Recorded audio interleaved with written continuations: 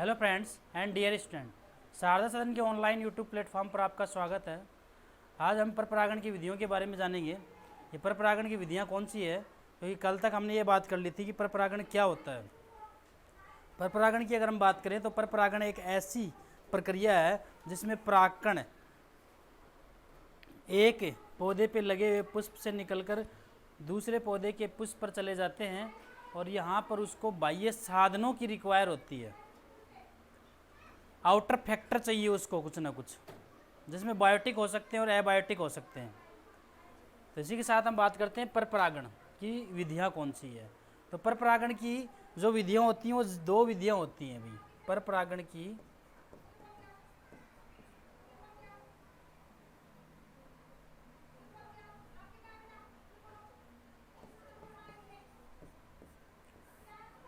दो विधियाँ होती हैं।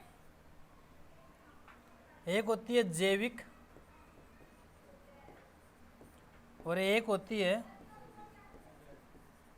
अजैविक।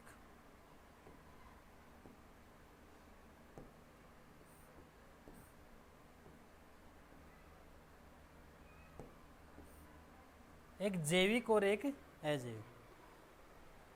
इसमें क्या होता है कि ये एक प्लांट है, इस पे फ्लावर लगा हुआ, ये एक प्लांट है, इस पे फ्लावर लगा हुआ है, तो इसके परागकण इसमें आने हैं। अब आने के लिए आपको बाह्य साधन चाहिए। क्या चाहिए? बाह्य साधन। तो आपके पास बाह्य साधन दो तरीके से मिल सकते हैं। कैसे? आपके पास बाह्य साधन जैविक भी हो सकते हैं और अजैविक भी। तो अजैविक की अगर आप बात करें तो आपके पास है वायु और जल। और जैविक के लिए हमारे पास रहेगा भी कीट है, पक्षी है और चमगादड़। वैसे कुछ स्नेल होते हैं जिनको आप घोंगे कहते हो। घोंगा होता है एक ऐसे राउंड सा सर्कल होता है उसके ऊपर, ठीक है। और इसके अलावा गिलहरियाँ भी पर परागण करवाती है, लेकिन हमें यहाँ पे इन्हीं को काउंट करना है। गिलहरियाँ भी पर परागण करवाती हैं, ठीक है। अब पर परागण की विधियों में हम पहले पढ़ेंगे वायु के द्वारा। तो आप बोलोगे सर डेफिनेशन बताओ इसकी सबसे पहले। तो डेफिनेशन की अगर हम बात करते हैं तो डेफिनेशन आपकी ये रहेगी, जब परागकणों का स्थानांतरण वायु द्वारा होता है तो उसको वायु परागण कह देते हैं। जब परागकणों का स्थानांतरण जल द्वारा होता है तो उसको जल परागण कह देते हैं। जब परागकणों का स्थानांतरण पक्षी द्वारा होता है तो पक्षी परागण, चमगादड़ द्वारा होता है चमगादड़ परागण। डेफिनेशन आप सभी में एक ही लिख सकते हो। तो एक ऐसी प्रक्रिया जिसमें परागकण जो है वो वर्तिकाग्र के पास जा रहे हैं और वर्तिकाग्र के पास जाने के लिए उसके पास जो माध्यम है वो वायु है। क्या है? अब आप क्या एज्यूम करोगे वायु परागण के लिए? वायु परागण के लिए हम क्या चीज़ें एज्यूम कर सकते हैं? कुछ चीज़ें हैं हमारे पास जो वायु परागण के लिए हम एज्यूम कर सकते हैं। भाई ये परागकण बहुत हल्के होने चाहिए। बोलो होने चाहिए कि नहीं होने चाहिए? क्योंकि भारी हुए तो हवा में उड़ेंगे नहीं। तो आप कह सकते हो कि ये एकदम हल्के होने चाहिए, लाइट वेट में होने चाहिए, शुष्क होने चाहिए। अगर थोड़े बहुत उनमें नमी रही, गीलापन रहा तो कहीं ना कहीं वो चिपक जाएंगे दूसरी जगह से। तो एकदम ड्राई होने चाहिए। और ड्राई चीज़ जो होती है उसका वेट कम होता है, शुष्क चीज़ का भार कम हो जाता है, ठीक है। हल्के, शुष्क ये होना चाहिए, ठीक है। और चिकनाहट अगर उनमें रहे तो इस प्रकार की चिकनाहट नहीं रहे कि वो कहीं पे जाके चिपक जाए। ये आपके पास उसके परागकण के अनुकूलन है कि ऐसे परागकण होने चाहिए। दूसरा एक और एडेप्टेशन है कि कितने परागकण निकले। अगर वायु परागण और जल परागण की बात कर रहे हैं तो ये चीज़ें संयोगवश होती हैं, डेफिनेट इनमें काम कम होता है। जैसे हम कीट परागण की बात करें तो थोड़ा डेफिनेट काम हो जाता है। क्या भाई, कीट है, बैठेगा एक फ्लावर पे, वहाँ से मकरंद को ग्रहण करेगा, दूसरे फ्लावर पे जाके बैठेगा, डेफिनेट सा काम हो जाता है। लेकिन वायु परागण में डेफिनेट काम बोल नहीं सकते। डेफिनेट काम बोल, संयोगवश प्रक्रियाएं हो गई है। तो यहाँ पर अनलिमिटेड परागकण निकलेंगे, असंख्य परागकण निकलते हैं। जैसे ही परागकोश फट जाता है, जैसे ही परागकोश फट जाता है तो बड़ी संख्या में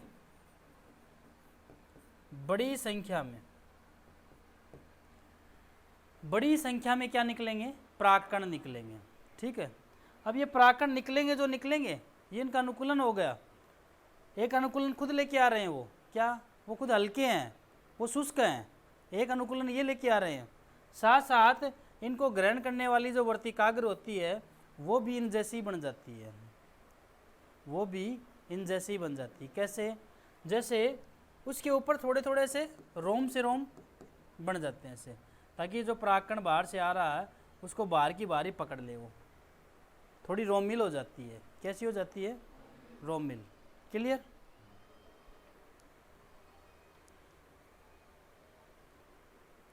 हम वायु परागण की बात कर रहे हैं। वायु परागण में परागकणों का स्थानांतरण वायु द्वारा होता है। किसके द्वारा होता है, ये परागकण सूक्ष्म होते हैं, हल्के होते हैं, चिकने होते हैं, लेकिन वो वैरायटी वाले चिकने नहीं होंगे, ये अत्यधिक संख्या में उत्पन्न किए जाते हैं। ये एक और इसका एडेप्टेशन है।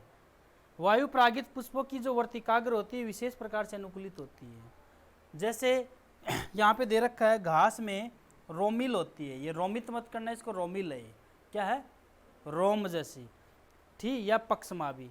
तथा टाइफा, ये टाइफा दे रखा है भाई आपको, ये टाइफा के अंदर जो वर्तिकाग्र होती है ब्रूस जैसी होती है, ब्रूस नहीं होती। दोनों ही कंडीशन में परागकण जो इसके पास आएंगे उसको जल्दी से कैच कर लेगी, ये उसका अनुकूलन हो गया। तो सीधी सी बात है, आप याद रखने के लिए, ठीक है।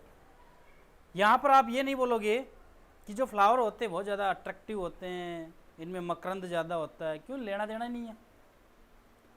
अट्रैक्टिव फ्लावर है, मकरंद ज़्यादा है, सुगंधित है, ये तो किसी कीट को अट्रैक्ट करेंगे। उनको कीटों से क्या लेना देना, वो किससे परागण करवा रहे हैं, वायु से करवा रहे हैं। तो यहाँ पे आप इतनी बातें नहीं लिखोगे, थोड़ा सा आप कन्फ्यूज़न क्रिएट मत करना और ये बातें यहाँ पे मत लिखना, ठीक है। नेक्स्ट हम बात करते हैं जल द्वारा परागण। कॉमन सी बात है, डेफिनेशन आप वही रखोगे, जब परागकणों का स्थानांतरण जल द्वारा होता है तो आप इसको जल परागण कहते हो। क्या कहते हो, जल परागण कहते हो।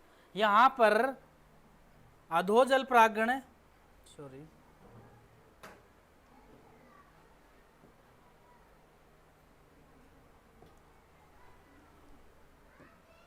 यहाँ पर अधो जल परागण और अधि जल परागण दो क्रियाएं और है। जैसे आप ये बात करते हो, आप जल परागण की बात कर रहे हो,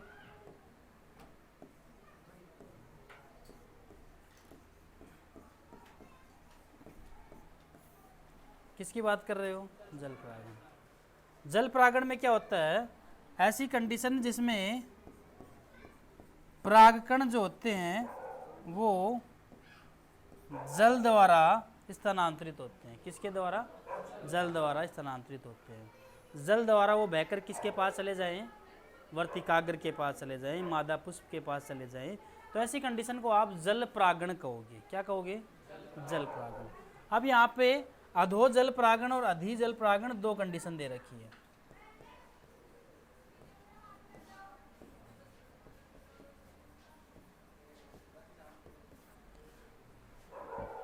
जब परागण की क्रिया, जल परागण में जब परागण की क्रिया जल के भीतर ही हो रही है, बाहर कुछ नहीं दिख रहा आपको, ये जल के यहाँ भीतर ही हो रही है, उसको आप अधो जल परागण कहोगे। ज़्यादातर समुद्री घास में जोस्टेरा वगैरह है, नाजास है, इनके अंदर जो है अधो जल परागण होता है।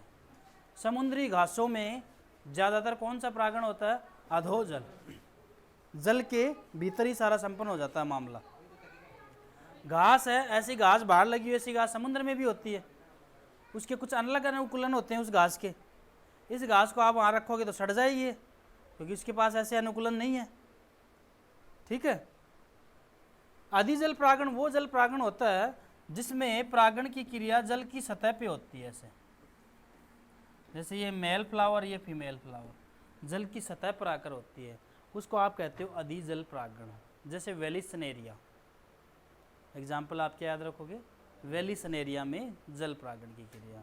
दो बातें आपके पास आ गई है। मैं आपसे पूछता हूँ जल परागण किसे कहेंगे, तो आप सीधी सी बात बोलोगे सर जब परागकणों का स्थानांतरण जल द्वारा होता है तो इस कंडीशन को हम जल परागण कहेंगे। जल परागण को हम दो भागों में बांट सकते हैं समझने के लिए, अधो जल परागण और अधि। अधो यानी भीतर, अधि यानी ऊपर, अधिक से याद रखो ऊपर, अधिक यानी ज़्यादा ऊपर, कन्फ्यूजन क्रिएट नहीं होगी अब। अधिजल परागण जल की सतह पे होगा, अधोजल परागण जल के भीतर होगा। अधिकतर समुद्री घासों में कौन सा जल परागण होता है? अधोजल। और यहाँ पे आपको वेलिसनेरिया वाला दे रखा है। वेलिसनेरिया एक समुद्री पादप है। क्या है? ये जल की सतह पर आकर परागण की क्रिया करता है, इसलिए इसको आप अधिजल परागण में काउंट करोगे। ये आपकी बात यहाँ पर आ जाती है। अगर हम बात करें मीरियोफिलम और निम्फिया, ये निम्फिया है भाई, मीरियोफिलम और निम्फिया, ठीक है, ये एक्सेप्शन हो गए, यहाँ पर अपवाद हैं। क्या है? अपवाद। जैसे मीरियोफिलम और निम्फिया दोनों ही जलीय पादप है। अब इनमें कौन सा होना चाहिए परागण? जल परागण ही होना चाहिए, लेकिन गलत। जो मीरियोफिलम जो होता है उसमें वायु परागण होता है, जबकि जो निम्फिया होता है उसमें कीट परागण होता है। आर्थ्रोपोडा संघ के जो जीव होते हैं वो पानी में नहीं रहते क्या? तो कोई ना कोई कीट होगा जो यहाँ से यहाँ उसमें भी ट्रांसफर कर रहा होगा। और ये जो निम्फिया, ये मीरियोफिलम है, ये वायु की सतह पे ऊपर निकल जाता है और फिर हवा के कारण इधर परागण आते हैं। तो जलीय पादप है, लेकिन इसमें अपवाद स्वरूप आप क्या बता रहे हो? मीरियोफिलम और निम्फिया। आपको दो एग्जाम्पल देने हैं, एक तो मीरियोफिलम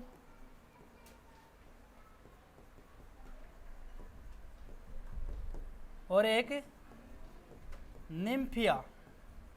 इनके अंदर जो जल परागण होता है, ये है तो जलीय पादप, एक्वेटिक प्लांट है ये, लेकिन इनमें जल परागण होता ही नहीं है कभी। तो ये हो गया आपके लिए क्या? अपवाद हो गया भाई। ये आपके लिए क्या हो गया? अपवाद। इसमें कौन सा होता है? वायु। और इसमें कौन सा होता है? कीट। ये बात आप याद रखोगे। क्लियर बात? अधोजल परागण, इसमें परागण की क्रिया जल के नीचे संपन्न होती है। अधिकतर समुद्री घास है, जैसे जोस्टेरा है, नाजास है, ठीक है। अधिजल परागण, जब परागण की क्रिया जल की सतह पर होती है तो उसे अधिजल परागण कहते हैं। आप डायरेक्ट ये एग्जाम्पल लिखना, फिर नोट वाली बात नीचे लिखना। समझ में आ गई बात? आप नोट्स मेंटेन करो कैसे? आप ये डायरेक्ट एग्जाम्पल दे देना वेलिसनेरिया का, फिर नोट वाली बात इसके नीचे लिखना, अच्छा लगेगा, ठीक है। नहीं तो फिर वो ना अधिजल परागण के ये एग्जाम्पल समझ लेगा और वो रॉन्ग हो जाता है मामला। अधिजल परागण का एग्जाम्पल कौन सा है? वेलिसनेरिया।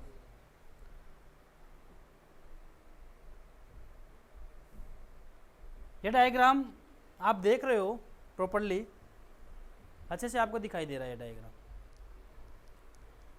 ये डायग्राम है वेलिसनेरिया का। किसका है? वेलिसनेरिया।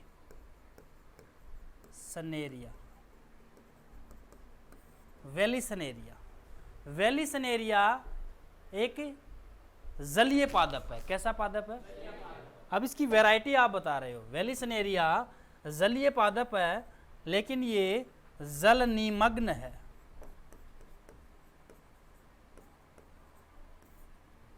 एक लिंगी है भैया, याद रखोगे। दो कंडीशन आप इसमें बता रहे हो, एक तो ये जल निमग्न है और एक लिंगी है। जल निमग्न का मतलब आप ये समझ रहे हो, जो समझ रहे हो वही सही है। आप ये समझ रहे हो जल के भीतर, तो ये जल के भीतर ही है। लेकिन अभी आपने पढ़ा सर ये तो अधिजल परागण करता है, तो ये अपने फ्लावर वगैरह ऊपर भेज देता है, करता सरफेस पे ही है, लेकिन खुद डूबा रहता है पानी में। समझ में आ गई बात? क्या बोला मैंने? खुद डूबा रहता है पानी में, लेकिन अपने फ्लावर वगैरह ऊपर भेज देता है, जल की सतह पे होता है। एक लिंगी का मतलब समझ रहे हो, तो आप सीधी सी बात एक और समझ गए कि इसमें नर पादप अलग रहेगा और मादा पादप अलग रहेगा। जैसे एक लिंगी यानी एक पादप पे नर पुष्प रहेगा और एक पादप पर मादा पुष्प। यहाँ पर आपको यहाँ ये जो दिखा रखा है ये आपका फीमेल प्लांट है। फीमेल कौन सा प्लांट है? फीमेल प्लांट है।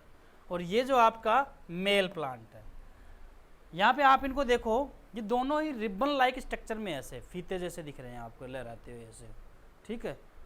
अब इसके जो फ्लावर होते हैं ये बंद अवस्था में टूट जाते हैं। बंद अवस्था में टूट जाते हैं और बंद अवस्था में टूटकर और ये जल की सतह पे आ जाते हैं। ये आगे समझ में आई बात? क्या कहा मैंने?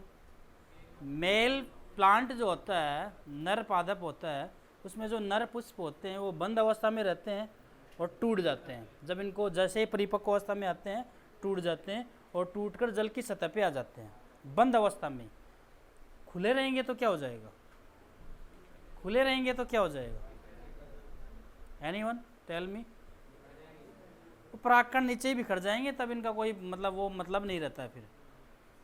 अब ये बंद अवस्था में ऊपर आ जाएंगे, यहाँ पे आके ऊपर आ गए और ऊपर आकर कुछ इस तरीके से ऊपर आ गए। और ये जो मादा पुष्प होता है, इनके साथ लंबे वृंत जुड़े रहते हैं। लंबे वृंत मतलब बड़े बड़े फीते जुड़े रहते हैं, और वो फीते जो होते हैं ऐसे कुंडलित करके रखता है अपने पास। कैसे करके रखता है? 10-10, 15-15, 20-20 फुट के इनके पास वो रहते हैं, ऐसे इनको कुंडलित करके रखता है वैसे। ठीक है, इतने इतने लंबे फीते रहते हैं, और इन फीतों के ऊपर इन रिबन लाइक स्ट्रक्चर है, जो इनकी जो पत्तियां होती हैं वो फीतों की तरह होती है। इन फीतों के ऊपर फीमेल फ्लावर लगे होते हैं। अब फीमेल फ्लावर टूटता नहीं है, टूट गया तो काम ही बिगड़ जाएगा फिर, तो क्या मतलब है? फीमेल फ्लावर टूटता नहीं है। फीमेल फ्लावर कुछ इस केस में उस रिबन के जरिए, वो रिबन जो होता है स्प्रिंग जैसा होता है, उसको ढीला कर देता है और ऊपर चला जाता है फीमेल फ्लावर इस रिबन के सारे ही। ये जा रहा है ना, देखो ये जा रहा है, ये ऊपर आके जल की सतह के ऊपर बाहर मुंह निकाल लेता है ऐसे। अब जल का बहाव जब इधर हो जाता है, जैसे ये पास पास आते हैं तो जल के थपेड़ों के कारण ये फट जाते हैं। फटने से इनमें परागकण निकल जाते हैं, और जब परागकण निकल जाते हैं तो कहीं ना कहीं कुछ परागकण ये इकट्ठे कर लेता है। जैसे इसको परागकण मिल जाता है वैसे ये क्लोज हो जाता है, क्लोज होके इस फीते के जरिए वापस से जल में आ जाता है। That's finish. समझ में आई बात? समझ में आई बात? क्या हुआ? नर पुष्प टूटकर बंद अवस्था में जल की सतह पे चला गया, मादा पुष्प टूटकर नहीं गया, वो एक लंबे वृंत के सारे जल की सतह पे आ गया। जब नर पुष्प से निकलने वाले परागकण मादा पुष्प के पास पहुंच गए तो मादा पुष्प उनको इकट्ठा करता है, बंद होता है और उस फीते के सारे वापस आ जाता है। तो वेलिसनेरिया एक जल निमग्न एक लिंगी पादप है। ये बात आपको याद रखनी है। यहाँ पे वेलिसनेरिया में जल परागण के बारे में बता रखा है। वेलिसनेरिया जल निमग्न एक लिंगी डाइसियस प्लांट है, वह ताजे पानी में पाया जाने वाला पादप है। नर पौधा अधिक संख्या में नर पुष्प उत्पन्न करता है, ज़्यादा ही करने पड़ेंगे क्योंकि ये दोनों वायु परागण और जल परागण कैसी प्रक्रियाएं हैं? संयोगवश प्रक्रियाएं हैं। तो एक आध से काम नहीं बनेगा। कोई 10,000 छोड़ रहा है, कोई लाख छोड़ रहा है, तो एक परागण जाके टच हो सकता है। एक का कोई श्योर है कि एक छोड़े और वहाँ जाके उस पुष्प के साथ पास ही चला जाएगा। जल की धारा है बहकर और कहीं ले जाएगी उसको। तो अधिक संख्या में नर पुष्प उत्पन्न किए जाते हैं जो टूटकर बंद अवस्था में ही पानी की सतह पर आ जाते हैं। ऊपर आकर नर पुष्प सतह पर खुल जाते हैं, ऊपर आके खुलेंगे। मादा पौधा मादा पुष्प बनाता है। मादा पुष्प लंबे कुंडलित वृंत पर लगा होता है जिससे पानी की सतह तक आ जाता है। उसके साथ तैरते हुए नर पुष्प मादा पुष्प के पास आ जाते हैं। ठीक है, और मादा पुष्प के संपर्क में आने से नर पुष्प के परागकोश फट जाते हैं और परागकण वर्तिकाग्र से चिपक जाते हैं। परागकण के उपरांत मादा पुष्प पुनः बंद हो जाता है और इसका वृंत कुंडलित होकर पुष्प को पानी के अंदर खींच लेता है। अब मेरे को बताओ, आपको यहाँ पे कोई रटने की आवश्यकता है क्या? आप डायरेक्ट डायग्राम देखो और समझा दो बस, और ये आ सकता है। अभी वेलिसनेरिया में जल परागण है, साल्विया में कीट परागण है, ऐसे प्रश्न पूछे जाते हैं। ठीक है, तो वेलिसनेरिया में जल परागण, साल्विया में कीट परागण आया हुआ है 1-2 बार, वेलिसनेरिया का भी आया हुआ है। तो इन दोनों पे आप गौर करोगे। डायग्राम आपको बनाना आता है, डायग्राम चाहे ये बनाओ और किताब में भी दे रखा है, आपकी मर्जी है जो आप डायग्राम बनाना चाहते हो। ठीक है, नेक्स्ट हम बात करेंगे समुद्री घासों में जल परागण। तो समुद्री घास में जल परागण की अगर हमने बात की तो अधिजल परागण होता है या अधो होता है? समझाया था शुरू में, अधो जल परागण होता है। कैसा होता है? समुद्री घासों में मादा पुष्प जल के सतह के नीचे पानी में ही डूबा रहता है, बाहर आता ही नहीं है, और परागकणों को जल के अंदर ही मुक्त कर दिया जाता है। इस प्रकार की अनेक प्रजातियों के परागकण लंबे होते हैं, फीते जैसे होते हैं, लंबे बहने में सहायता रहे, एकदम गोल गोल रहे तो नीचे बैठ जाएंगे पेंदे में, थोड़ा फीता जैसा रहेगा तो बहने में सहायता रहेगी, तथा जल के अंदर निष्क्रिय बहते रहते हैं, निष्क्रिय अवस्था में। क्यों? सक्रिय तो तब होंगे ना जब किसी से जुड़ेंगे वो। और कुछ बहते हुए परागकण वर्तिकाग्र पर पहुंच जाते हैं और परागण करवा लेते हैं, परागण की क्रिया हो जाती है। ये हो गया आपका समुद्री घासों में जल परागण। ये एनसीईआरटी में ये पॉइंट ऐसा ऐसा दिया हुआ है। अक्सर ये होता है कि बच्चों को हम ये कहते हैं वेलिसन एरिया में जल परागण आएगा, लेकिन बहुत सी बार मेरे साथ तो ऐसा केस हुआ है, मैंने इसको इंपॉर्टेंट लगवाया, आता ये है 1-2 बार। छोटा सा टॉपिक है, दे दे समुद्री घासों में जल परागण, एनसीईआरटी में दे रखा है लाइन डाल के, ठीक है। और इसमें ज़्यादातर डायग्राम पूछा गया है, चित्र ज़्यादा पूछे जाते हैं इसमें। इसका चित्र बनाइए, वेलिसन एरिया में जल परागण का चित्र बनाइए, आपकी बुक में है और इसमें आगे दे रखा है, आप वो भी बना सकते हैं। नेक्स्ट हम बात करेंगे, यहाँ तक अपनी बात आ जाती है, ठीक है। अब है कीटों द्वारा परागण। तो जब परागण की क्रिया किसी कीट द्वारा होती है तो उसे कीट परागण कहते हैं। और दुनिया में सबसे बड़ा संघ कीटों का ही होता है, आपको पता है। तो आर्थ्रोपोडा संघ सबसे बड़ा संघ होता है, ठीक है, यानी 70% मेंबर उसी में मिलते हैं आपको, जीवों की जातियों के। तो कीटों में भी बहुत ज़्यादा इम्पोर्टेंट जो कीट है वो है जैसे मधुमक्खी। कौन सी? मधुमक्खी है, जो उसको आप काउंट करो तो ये सबसे ज़्यादा परागण की क्रिया करवाती है। इसके अलावा पतंगा है, तितलियां हैं, टाटिया बोलते हो आप, बर बोल सकते हो इसको, ये बर भी लिखा हो सकता है ऐसे, बर। बीटल है, भंवरे, ये सब करवाते हैं। लेकिन 80% कौन करवा देता है? 80% परागण की क्रिया मधुमक्खी ही करवा देती है। 80% कीट परागण मधुमक्खियों द्वारा होता है। कीट परागित पुष्प, अच्छा अब इसमें पुष्प में क्या एडेप्टस, क्यों? क्योंकि उसको किसके साथ जाना है। अब इसमें कीट पुष्प को आकर्षक बनना जरूरी है, तो आकर्षक के लिए वो सुगंधित होगा, मकरंद युक्त। मकरंद जो पुष्प होता है ना, पुष्प, ये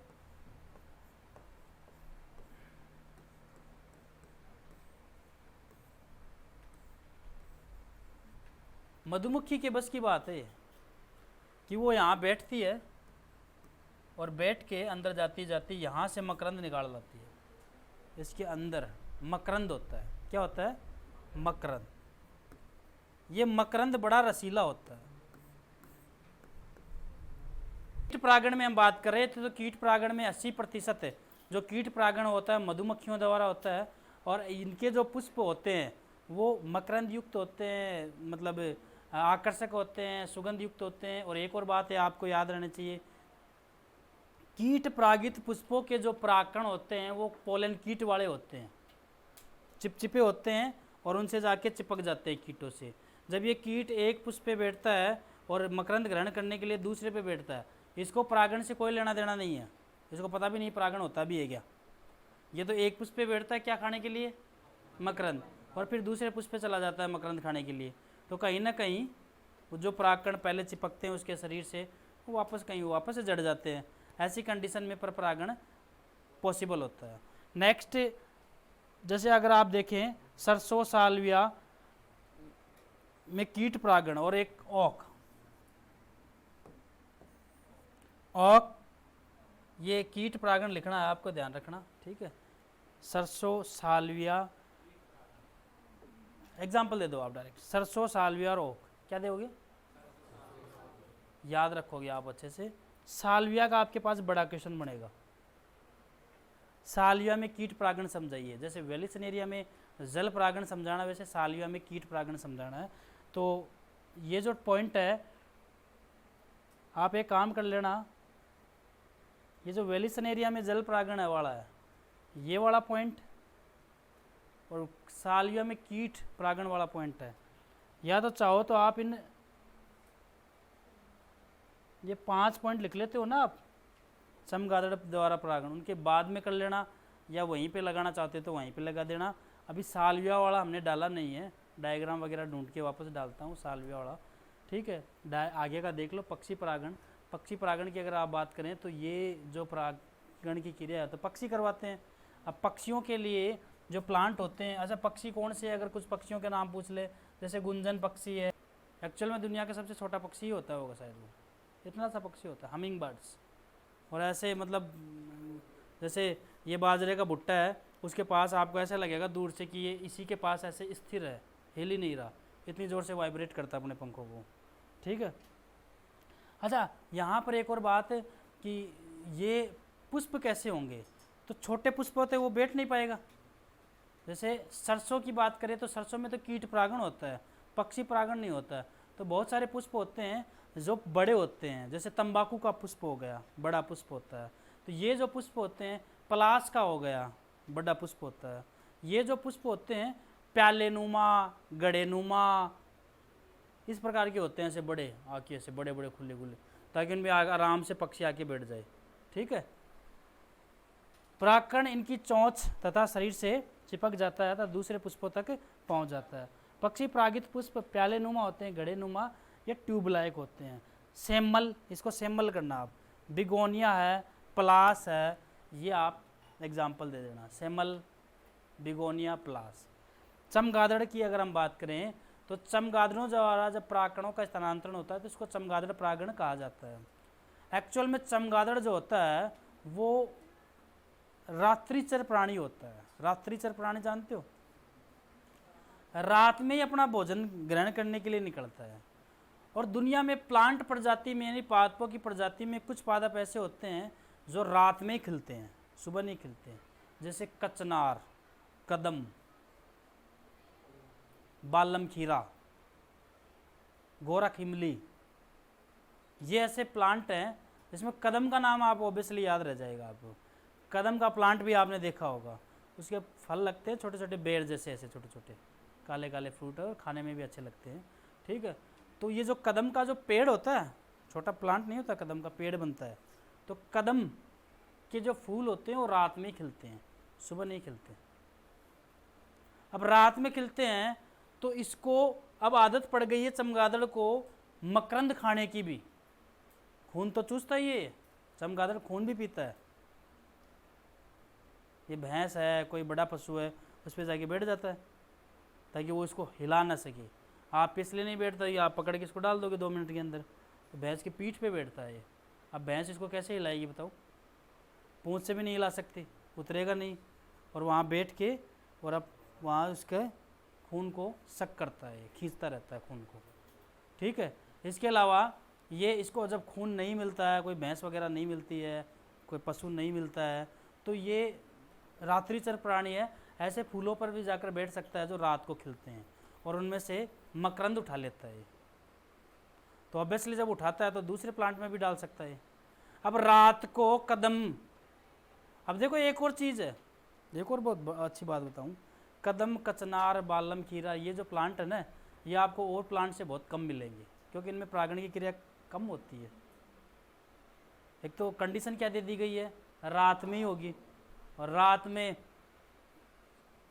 डिपेंड है क्या इस भाई साहब के, इसको भैंस मिल गई तो ज़रूरी है क्या जाएगा ये, नहीं जाएगा, ये तो नहीं जाएगा, जाना ज़रूरी है क्या। तो ये बहुत कम होता है, मतलब ये परागण की क्रिया, ठीक है। इसलिए आपको कहीं है ना कदम वगैरह का ये प्लांट वगैरह ये बहुत कम देखने के लिए मिलेंगे आपको। तो ये रात्रिचर प्राणी होते हैं।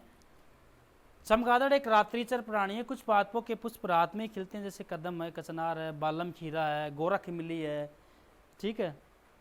ये पुष्प रात्रि में मकरंद स्रावित करते हैं, क्योंकि खिलेंगे ही रात को, तो मकरंद भी कम मिलेगा उनमें रात को। चमगादड़ मकरंद ग्रहण करने हेतु इन पुष्पों के संपर्क में आते हैं। परागकण वही बात है, वो सब में एक ही कॉमन सा रख लो आप, परागकण के शरीर से चिपक जाते हैं। जब दूसरे पुष्प में मकरंद ग्रहण करने के लिए जाते हैं तो परागकण वहाँ पर उतर जाएंगे या जड़ जाएंगे, ठीक है। अब यहाँ पे नोट डाल के एक और बात है, कुछ पादपों जैसे सरप वृक्ष है, सरप वृक्ष, सरव वृक्ष नहीं, क्या करोगे आप, सर्प वृक्ष। ऑर्किड में परागकण घोंघों द्वारा, गुलमोहर का नाम सुना होगा, सेमल है, सेमल का पहले भी आ गया, सेमल का पहले भी आया था ना, सेमल में पक्षियों द्वारा होता है, और सेमल में गिलहरी भी करवाती है, पक्षी भी करवाते हैं और गिलहरी भी करवाते हैं। अब आपके यहाँ टॉपिक रह गया सालविया में कीट परागण को आप एक्सप्लेन करें डिटेल से, ठीक है। तो वो टॉपिक जो है हमारा कल हो जाएगा। आज हमने पर परागण की सारी विधियाँ पढ़ ली हैं, 5 विधियाँ जो होती है कॉमन सी है, आपको एग्जाम्पल इनके ज़रूर याद रखने हैं, नहीं तो आपको नंबर नहीं मिलेंगे, नंबर कट जाएंगे, ठीक है। तो thank you so much, video को देखें। कोई क्वेश्चन होता है तो मैं अक्सर कहता हूँ कि आप कमेंट सेक्शन में लिख दिया करो। ओके।